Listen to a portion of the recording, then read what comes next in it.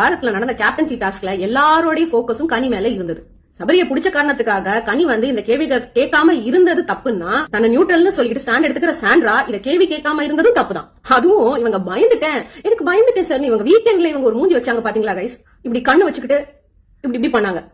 யாரு போன வாரத்துல சீக்கிரட் டாஸ்க்ல போலன்னு பொழந்தாங்களே அந்த சாண்ட்ரா தான். இதுல கனி கூட நான் பாக்கலனாவது ஒரு டீசென்ட்டா ஒரு போய் சொன்னாங்க.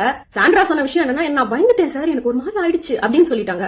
பத்தாததைக்கு நான் இப்பதான் வந்திருக்கேன், நான் ஒரு வைல்ட் கார்டு கண்டஸ்டன்ஸ், கேப்டன்சி டாஸ்க்ல இந்த மாதிரி தவறா செஞ்சானா டிஸ்குவாலிஃபை பண்ணுவாங்க உள்ள இருக்கிற கண்டஸ்டன்ஸ்லாம், அது வழக்கம் தான் நான் நினைச்சிட்டேன்னு சொல்றதும், மாட்டிக்கிட்ட உடனே இவன் தவறான டெசிஷன் எடுத்தாங்க, மத்த வெளியில இருக்கிற கண்டஸ்டன்ஸ் ஏன் அவங்களை இன்ஃபுளுன்ஸ் பண்ண விட்டாங்க, தனி டெசிஷன் எடுக்கிறத இவங்க ஏன் கேள்வி கேட்காம இருந்தாங்கிற கேள்வியை கேட்டா, நான் வைல்ட் கார்டு கண்டஸ்டன்ஸ், எனக்கு இதெல்லாம் புது ரூல்ஸா இருந்தது, எனக்கு இன்னும் சீசன் ஆகல, அதுக்கு மேல கேள்வி கேட்டதுக்கு டிஃபென்ஸ்ல வச்சு இவங்க பாயிண்ட் நான் பயந்துட்டேன். இதெல்லாம் பார்த்தா பச்சை பொய்யா தான் இருந்தது.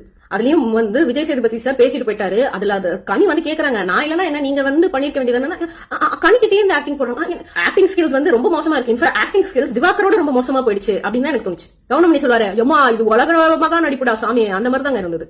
இதுக்கும் மேல பிரஜன் என் பொண்டாட்டிக்கிட்ட பேசாத, என் பொண்டாட்டிக்கிட்ட சண்டை போடாதான்னு சொல்லிட்டு இந்த கேம கேவலமான லெவல்ல இவர் நிறுத்த ட்ரை பண்ணானா, I think he should be given warning. Task வைக்கும் போது கிறுக்குத்தனமா ஏதாவது செய்யறது தப்புனா, என் பொண்டாட்டிய கேள்வி கேட்காத, என் பொண்டாட்டி இது செய்யாத, என் பொண்டாட்டி அது செய்யாதுன்னு இவருக்கு சொல்றதுக்கு எந்த ரைட்ஸுமே கிடையாது. பிகாஸ் இவர் பிக் பாஸ் குள்ள வரும்போது ரெண்டு பேரும் உறவை எஸ்டாப்ளிஷ் பண்ண வரல, they both have come as individual contestants. இங்க புருஷன் பொண்டாட்டி உரிமைகளை எஸ்டாப்ளிஷ் பண்றது actually it is unethical to the game.